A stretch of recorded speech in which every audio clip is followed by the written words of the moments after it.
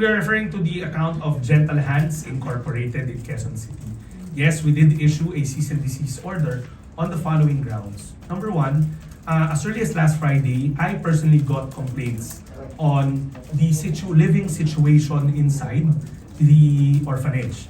There are 149 kids and children inside. I personally went to inspect and see it firsthand kasi nothing beats me looking at it. Diba? Mahirap din to rely on reports lang, written reports.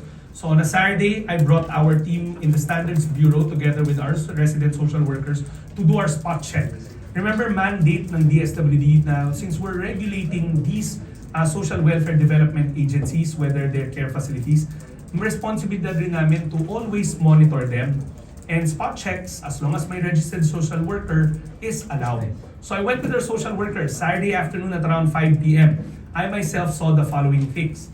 One, the upkeep was not your most ideal. Nakakalat yung basura. Two, ventilation was an issue. Kasi ang nangyari dito, they overcapacitated the orphanage. It's a privately run orphanage. 80 lang ang rating niya, but they were running at 149 or 150 plus. 149 actually to be exact. So there, right there and there, maling-mali na yun eh. And the worst part of it all is we saw the fire exits and they were sealed or may mga grills, and that was not acceptable to us. That's a walking fire trap. So those are the three things. And one of the things that struck me, so it's overpopulated kasi they're running it beyond their allowed occupancy. Two, there are fire safety concerns.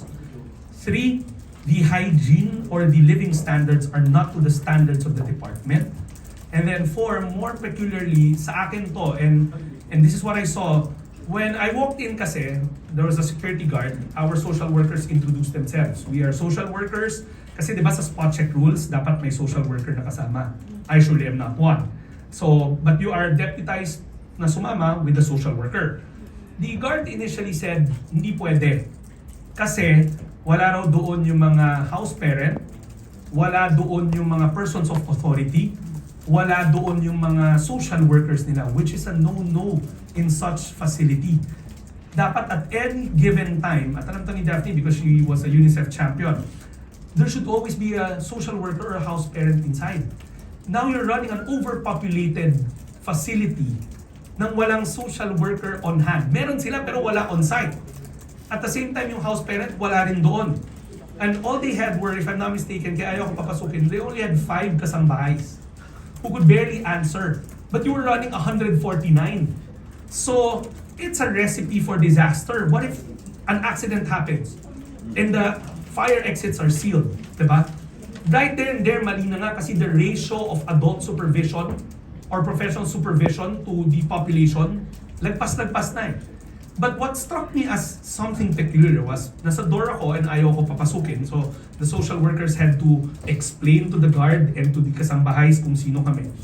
A unsupervised white Caucasian male just walked out of the facility. So, ang point ko, if it's unsupervised, kasi ang reason bakit daw wala bago ako pumasok, kasi wala raw doon yung mga house parent, wala doon yung mga guardians, wala doon na. Eh bakit merong adult, male, Caucasian, just walking freely unsupervised? How do I know it's unsupervised? Kasi that's the same reason to me eh. So we finally got in, they escorted us in, and true enough, wala yung mga house parent, wala yung mga social worker. Then later on, dumating yung resident psychologist nila, child psychologist nila, then we engaged them. Ask questions, so and so forth. But sa akin, more than anything, the cease and desist order is anchored on our parent of the nation doctrine. We are supposed to take care and protect those that cannot protect themselves, especially children. So that's why we move for a cease and desist, but giving them 20 days to answer our findings and also to fix whatever they need to fix. But in the interim, we have to protect the children.